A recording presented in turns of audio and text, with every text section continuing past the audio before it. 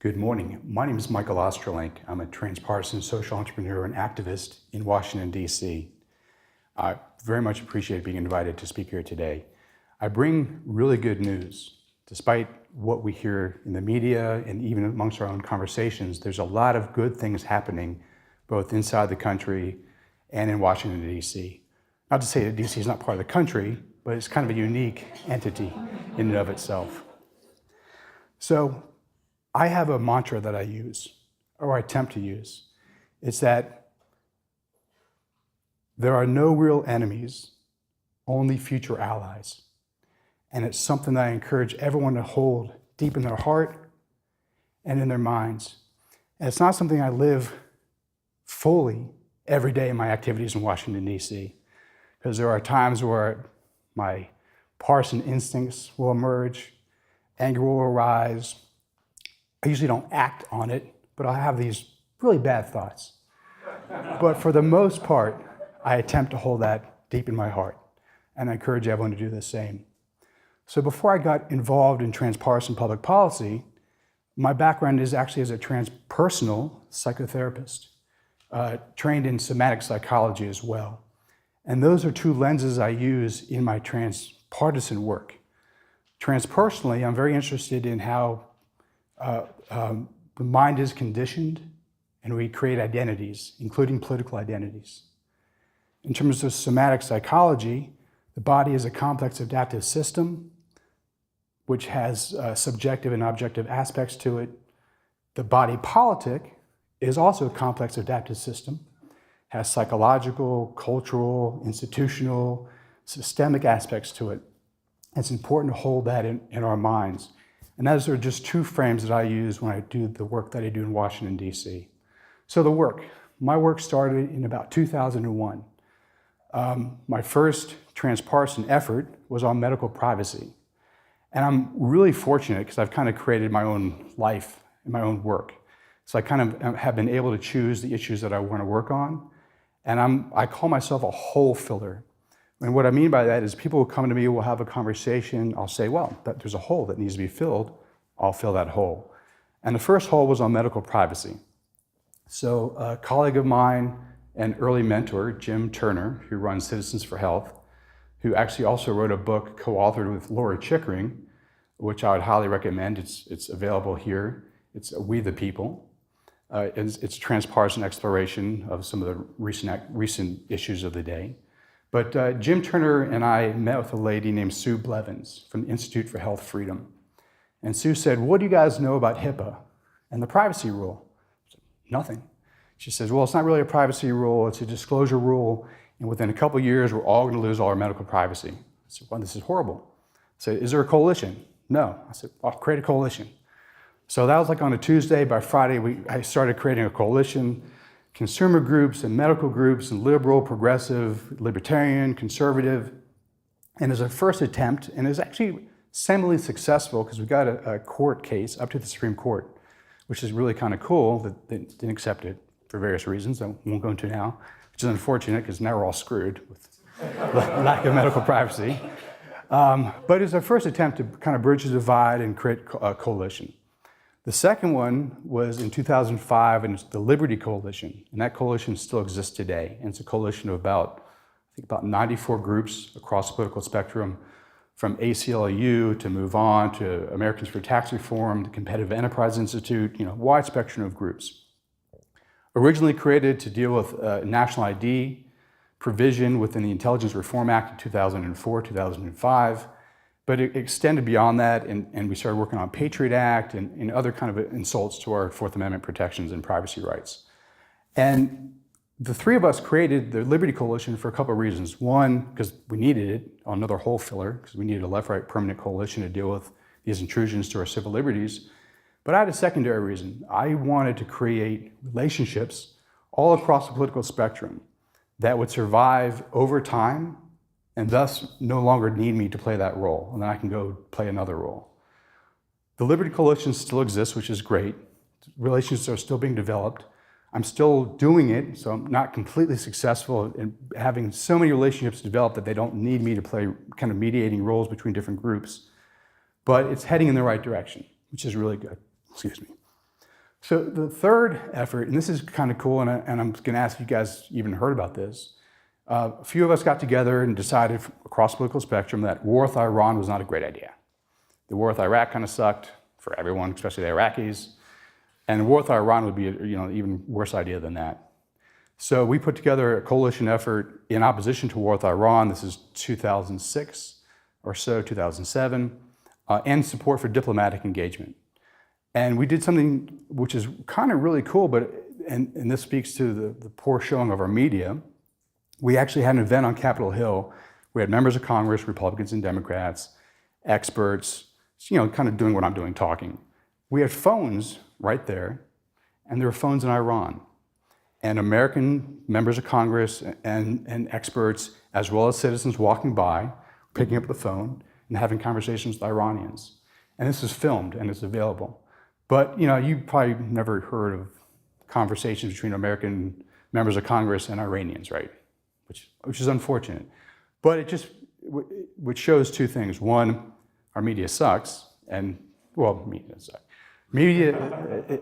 There's challenges we face with our media that we need to deal with.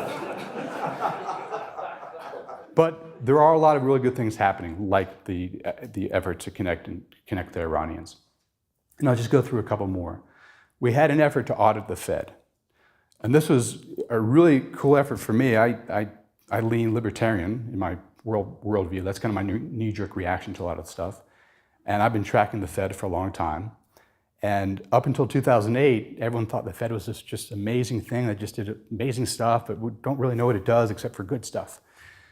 Except for Dr. Ron Paul and some of his Austrian economics acolytes who saw what the Fed, from Austrian perspective, does in terms of devaluing the dollar and destroying our economy, but that's something else. But 2008 and the financial collapse gave us the opportunity to look at the Fed more closely. And there was a broad transpartisan coalition that emerged, and we actually passed legislation for an audit of the Fed. Now, this is another challenge of our media, because I saw very, very little reporting on the results of that audit. The audit showed that the Federal Reserve lent out $14 trillion to domestic and foreign banks and businesses over that few years that we did the audit, which is just mind-blowing, $14 trillion. I mean, that just kind of blows my mind. Hopefully it blows your mind as well. And then more recently, the two really cool coalitions. One is on DoD spending reform and strategic reform, broad left-right coalition. And then the NSA domestic spying. February 11th, we had a day of action. We had 500,000 Americans call their members of Congress. 500,000 Americans email their member of Congress, 100,000 call their member of Congress, and 500,000 signed a petition. It shows, and this is a very transpartisan effort, groups from the left and the right and up and down. It just showed the ability over the time, since 2001 till 2014, of people to work together, a lot of the times behind the scenes, sometimes in front of the camera, to help solve some of the problems that we're facing. So I think that's a very positive movement in our culture. Unfortunately, we don't hear about it enough because of the way our media is structured and the way the two-party system is structured. It kind of keeps out these alternative ways of dealing with these problems that we face. So let me talk to you briefly about the three intentions that I bring to the work that I do. One is to humanize the political process. In DC, it's really disturbing to see the kind of the characterological attacks on people, especially people you know, from various stripes. They could be conservative, they could be liberal, but when you hear the other side attack them, you're like going, what? Wait, I know this person is a human being. The way you're describing them that's not accurate, it's not true, it's actually cruel. I mean, you can disagree with what they think, the policies they're promoting, but to attack them as a human being is just not right. So one of the things that we are attempting to do is humanize the political process by bringing people together to get to know one another. It serves two purposes. One is we allow the space for legitimate debates. We really don't have debates in this country. And there are distinctions in worldviews and perspectives and ideologies, and we should debate them. Ideas matter and they should be debated. But we really don't have the space to do that. So we are attempting to create this space. And the second thing is dialogues. How can we come together not just debate ideas, but find areas of common ground. And I've just laid out from audit the Fed to DOD reform to NSA domestic spying and medical privacy, tons of areas of common ground. And then the third, and this is most exciting for me, is to create space in the body politic for new ideas. And this is very, very important. And I want to make distinctions between bipartisan, how that's structured, and transpartisan, how that's structured. But before I do, I just want to point something out in terms of bipartisan. We hear a lot about gridlock and how horrible gridlock is. I would suggest it is problematic, but we actually have a lot of consensus in Congress on things that I find troublesome as a fiscal conservative and a civil libertarian.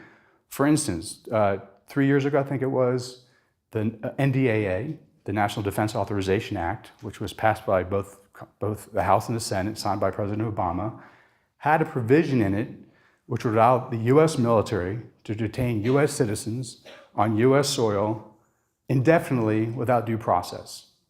That's law.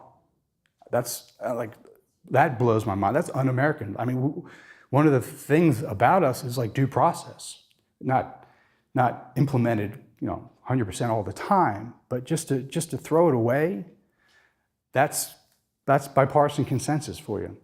And I remember the bailouts of Wall Street. I was on the Hill, and we're in a Senate office, and I was talking to the staffer answering the phone calls. And he said, oh yeah, we're getting like 98 against the bailouts to 2 in favor of the bailouts. And they voted for the bailouts. The majority of the American public opposed the bailouts. I mean, I talked to friends who are in the Occupy movement, I talked to friends who are in the Tea Party movement. Consensus, we don't want bailouts. Consensus in Congress, we want bailouts. There's a structural problem that we won't have time to get into today and how Congress is structured in terms of financing and party politics and partisan interest and special interests, which cause those kind of things to occur, which need to be looked at more closely.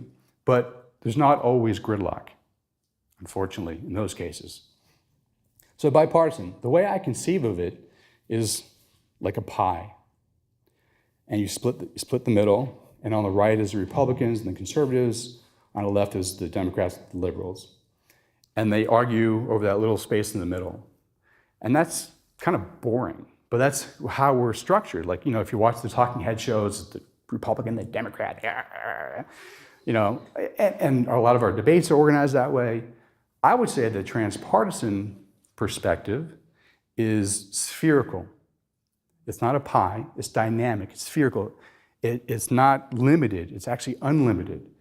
And it's spherical, and it allows in multiple different perspectives, multiple different worldviews, different ideas.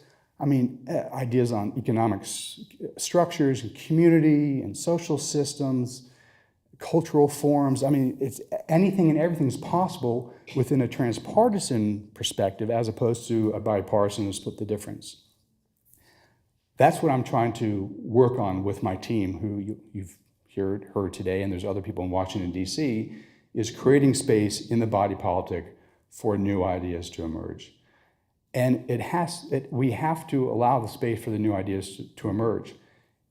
If we don't, we'll just continue on as we have been, which is kind of insane.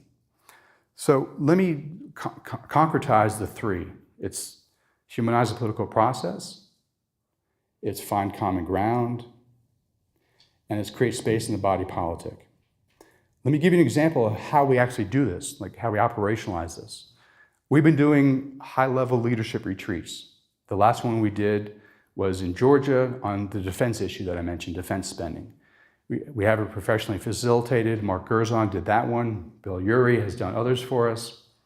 And what we do is we bring about 25 leaders, thought leaders, activists, leaders of organizations, for about 2 to 3 days, professionally facilitated, no iPads and phones, and they have to bring them with them, obviously, but they can't be sitting in the room with them. We could turn all those things off. And Mark or Bill, in these processes, leads people through exercises which humanize their connections, allows them to find this common ground, and allows them to create the space in their own heads for new ideas. And it's pretty amazing, because what will happen is, all of us as human beings, we're kind of locked into our perspectives, and we think our perspectives are accurate and true and right, and anyone who doesn't agree with us is kind of ignorant or stupid or silly or dumb, or whatever words we use to describe them. These processes that Mark and Bill take them through allows them to kind of open up their perspective a little. I mean, not to change their mind. They don't have to have a different worldview, a different perspective. It just loosens it up a little bit. And when they're engaging with a second person, a little bit more loose, it's like the space is created for new ideas to kind of enter into that conversation, which is awesome. And we need so many more of that, because if you talk to people who are doing interesting things, whether it's in food or medicine or energy, education, there's all these great experiments going on across our country. We just need space in the body politic to learn about them and to replicate them, to experiment, to try new things. So those we've done probably about 8 or so retreats or so, maybe 9. And they seem like a great way of kind of bringing these people together, finding common ground, and then campaigns emerge from them. Like the DoD Spending Reform Project is a campaign that emerged from our retreats. So let me kind of wrap this up and put it into a larger context. I think it's a good thing that our political system is falling apart. I really do. For a while I didn't. I thought, oh my God, this is horrible, what's going on? But in other talks I give, I talk about how a lot of our institutions in food and medicine and education from the industrial model no longer are sustainable. The question is whether they're even sustainable to begin with, but they serve their purposes in the 20th century. They don't serve their purposes now, so new models are emerging. I'm putting politics in that as well. The signs of the failures of our other systems, whether it's food or medicine, is happening in politics. It's not a bad thing. It just means that our systems have come to the end of their viability. And now it's time to help create the new, which we all have to really take part in. And I would say that the new can't be limited to one size fits all. I think the 20th century exemplified the one size fits all mentality in everything. I think the 21st century, or you call it the information age, would be characterized by vast amounts of experimentation, innovation, play, and I hope that you can take away from our day-to-day kind of an inspired vision that there are no enemies, only future allies, and that we should all find space in our lives to play, to innovate, and to create what's new. Thank you.